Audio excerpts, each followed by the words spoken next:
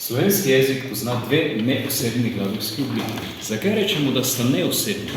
Neosebni obliki sta nasprotje osebne oblike, ki ji lahko določimo osebo, število in še kakšno stvar. Če rečem sem pisal, lahko rečemo, da je to prva oseba edine in sicer v pretekliku. Neosebnim glagolskim oblikam ne moremo določiti ničesar. In sicer sta v slovenščini dve.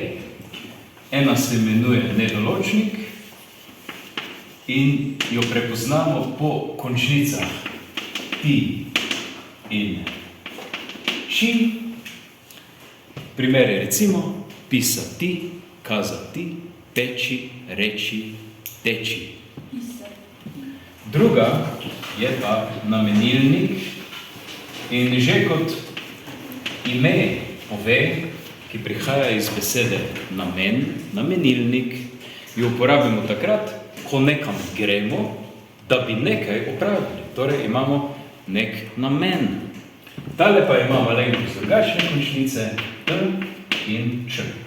Zdaj pa še moramo povedati, kdaj se katera izmed njih uporablja. Nedoločnik se uporablja pred tako imenovanimi naklonskimi glagoli, kot so smeti, želeti, morati, pa tudi pred besedami kot treba je, lahko je in podobno. Te glagole se moramo preprosto napisati, ampak njihova skupna značilnost je, da z njimi povemo, da nekaj čutimo, želim, ali smo v nekem odnosu. To je ena taka komplicirana vrsta glagolov, najboljše, da se jih kar naučimo na pamet.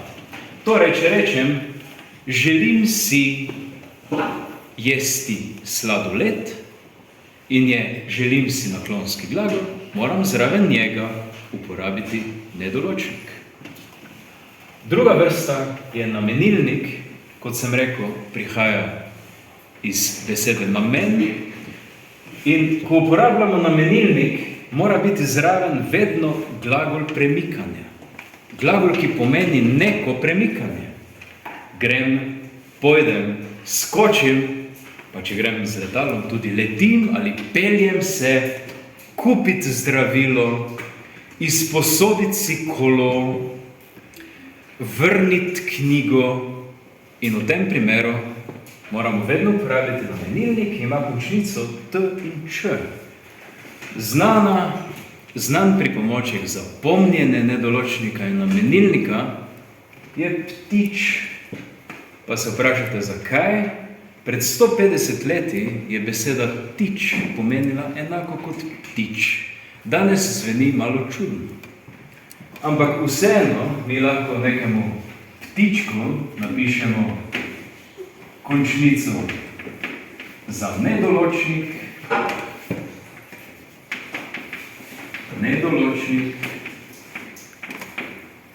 na spodnjo stran pa mu napišemo končnici t in č, kar se spet izgovori tč, pa je spet malo smešno.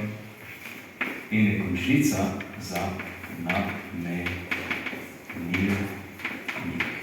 Ključno je, da mi kot Slovenci poznamo uporabo nedoločnika in namenilnika, zato ker to, če dobro poslušate odrasle, večinoma delajo to napako, da rečejo, v lekarno grem kupiti zdravila, kako bi moralo biti, če sem se premaknil, da grem v lekarno, moram reči, da sem šel kupiti.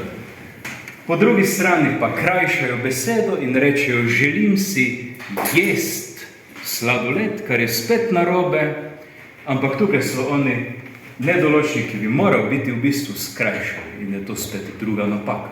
Zdaj jih pa lahko vi lepo popravite in tudi utemeljite, zakaj je nekaj prav, nekaj pa narobe.